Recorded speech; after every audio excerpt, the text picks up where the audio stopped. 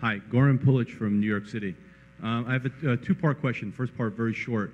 I think a lot of people have difficulty valuing businesses because of some convoluted accounting schemes that are out there. Do you have any suggestions in terms of books or something you can read where you can sort of make sense of some of the accounting stories that are going around?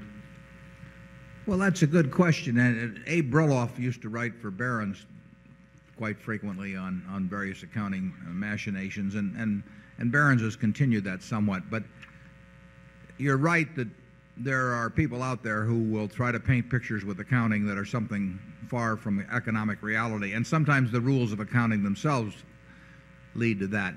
I would say that when the accounting confuses you, I would just tend to forget about it as a company. I mean, it may well be intentional, and in any event, you don't want to go near it.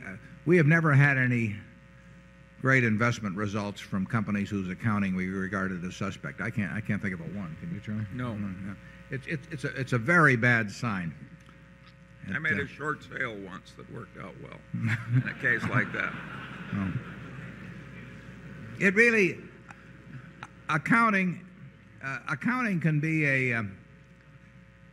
can offer you a lot of insight into the character of management. And I would say there's a lot,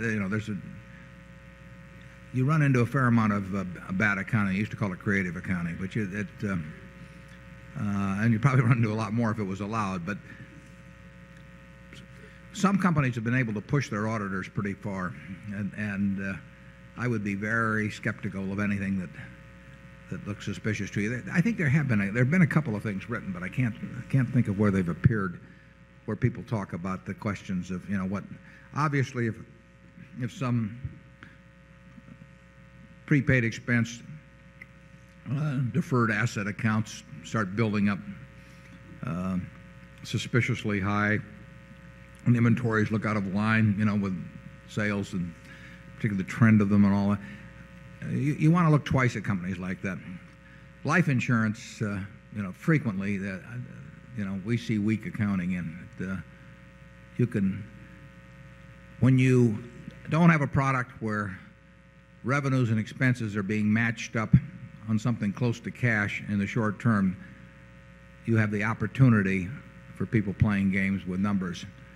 And some people have learned how to do that very well, and they've sometimes created long-lasting stock manipulation or promotion schemes that have enriched themselves where they've enriched the managers or the creators of it at the expense of the public over time. If you ever get suspicious about accounting, just go on to the next company. Zone 4.